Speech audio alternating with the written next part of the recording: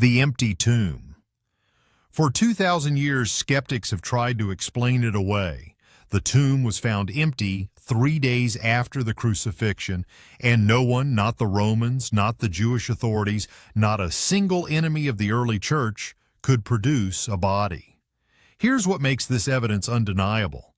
The resurrection was preached in Jerusalem, the very city where Jesus had been buried just days before.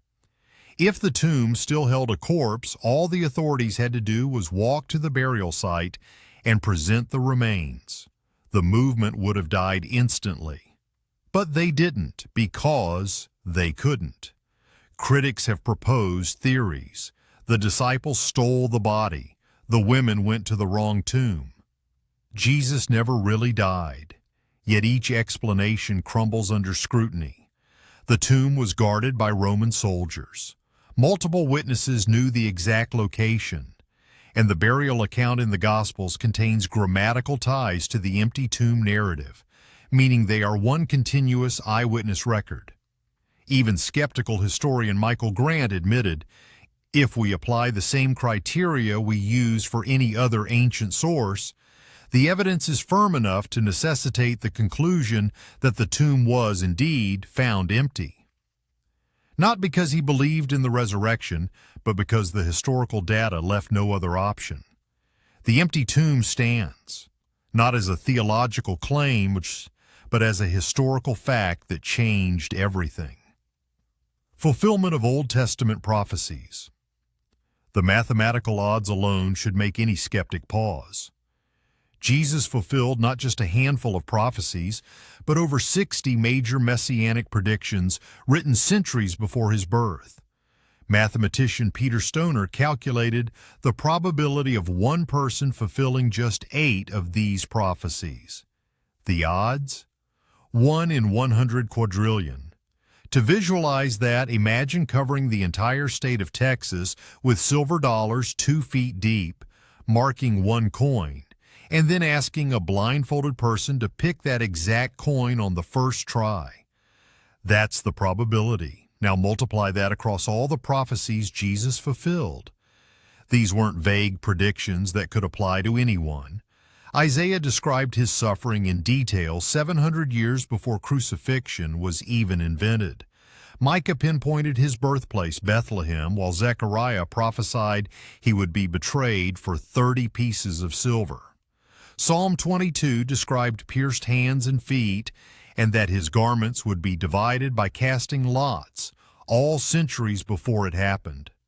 Critics argue these were coincidences or that the gospel writers fabricated events to match prophecy. But many of these details, like birthplace and lineage, were beyond anyone's control. And Jewish authorities who rejected Jesus never disputed the prophecies themselves. They simply refused to accept he was the fulfillment. The prophetic record doesn't just suggest Jesus was the Messiah, it mathematically demonstrates that no one else could be. Writings of Josephus. Flavius Josephus was not a Christian. He was a first-century Jewish historian with no reason to fabricate stories about a crucified Messiah. Yet in 93 A.D., he wrote something that has made skeptics uncomfortable ever since. In his work, Antiquities of the Jews, Josephus described Jesus as a wise man, if indeed one ought to call him a man. He wrote that Jesus performed surprising deeds and that after Pilate condemned him to the cross, those who had first come to love him did not cease. This passage, known as the Testimonium Flavianum, has sparked debate for centuries, not because it's unreliable, but because it confirms what Christians had been saying all along. Critics have claimed portions were added by later Christian scribes, but even secular scholars now agree the core text is authentic. In 1995, statistical analysis proved that Josephus's account showed remarkable consistency with early Christian sources, and that both were likely based on a Jewish Christian record that predates them. What do you think? Put it in the comment below. What makes Josephus so compelling is his neutrality. He had nothing to gain by acknowledging Jesus. He wasn't writing to convert anyone. He was simply recording history. And yet his testimony aligns perfectly with the gospel accounts written by a man who had no theological agenda. The fact that a non-Christian historian validated Jesus' existence, miracles, and crucifixion under Pilate is evidence skeptics still struggle to dismiss. Post-resurrection appearances to witnesses. Over 500 people saw him alive after the crucifixion. This wasn't a private vision or a spiritual metaphor. It was a public, verifiable event recorded by multiple sources. The Apostle Paul, writing in 1 Corinthians 15, lists the witnesses by name. Jesus appeared to Peter, then to the 12, then to 500 believers at once, most of whom were still alive when Paul wrote those words. That's a bold claim. If it were a lie, hundreds of people could have come forward to refute it. But no one did. These weren't hallucinations. Hallucinations are individual, subjective experiences. You don't have 500 people hallucinating the same detailed event at the same time. Jesus didn't just appear to his followers. He ate with them. He let them touch his wounds. He spoke with them over 40 days. Critics suggest grief-induced visions or legendary development. But the Gospel of Mark, the earliest account, is terse and factual, stating simply that he was crucified, was raised, and the tomb was empty. There's no legendary embellishment, just raw testimony. The disciples didn't preach a resurrected Messiah because it was easy.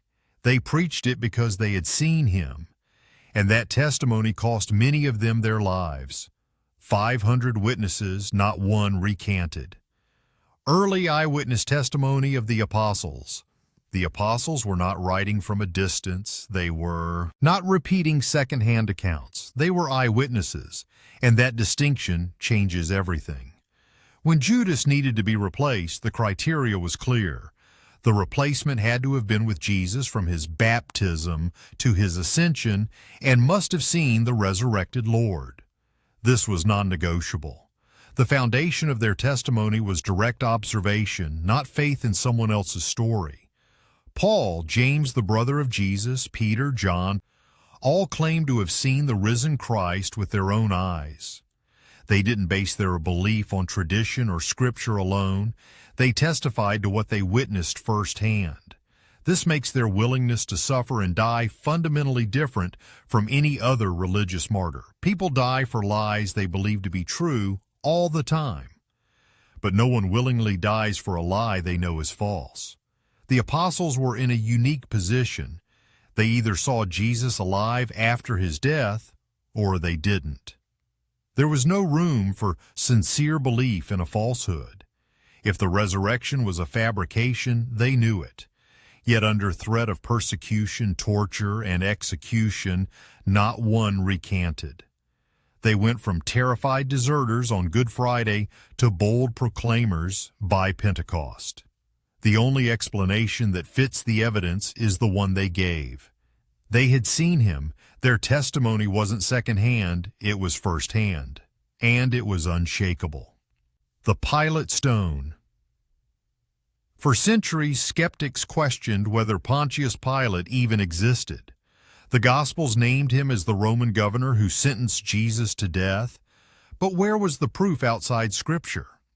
In 1961, that question was answered. Archaeologists excavating a theater in Caesarea Maritima uncovered a limestone slab bearing a Latin inscription.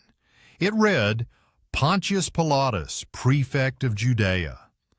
The stone was originally part of a dedication to the Emperor Tiberius, the very emperor reigning during Jesus' crucifixion. This wasn't a Christian artifact. It was a Roman inscription from the 1st century created during Pilate's actual governorship. The title prefect matched historical records from Josephus and Tacitus, both of whom also referenced Pilate's role in Jesus' execution. The discovery was so definitive that its authenticity is universally accepted among scholars. The Pilate stone does more than confirm a name. It validates the gospel timeline. Jesus was tried and crucified under the authority of a man whose existence is now carved in stone, literally. Critics can no longer dismiss Pilate as a mythological figure invented by Christians to give their story credibility. The stone stands in a museum today, silent but undeniable.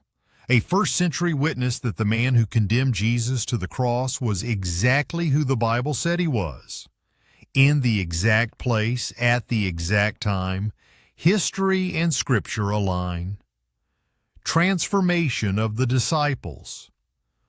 On Good Friday, the disciples were cowards. By Pentecost, they were unstoppable. What happened in between isn't evidence no skeptic can explain away. After Jesus was arrested, his followers scattered. Peter denied him 3 times. The others hid behind locked doors, terrified they would be next. These were not men ready to die for a cause. They were broken, defeated, and afraid. Yet 50 days later, these same men stood in the streets of Jerusalem, openly proclaiming that the man crucified by Rome had risen from the dead. They faced hostile crowds, religious authorities, and the threat of execution. And they did not waver. Peter, who once couldn't admit he knew Jesus in front of a servant girl, now boldly declared the resurrection in front of thousands. What caused this transformation? Skeptics suggest they were delusional or that they fabricated the resurrection for personal gain. But gain what? Fame? Wealth? Power? The apostles gained persecution, poverty, and martyrdom. 11 of the 12 died brutal deaths for their testimony. If the resurrection was a lie, they knew it. And no one dies for a lie they invented. The only rational explanation is the one they gave. They saw him alive.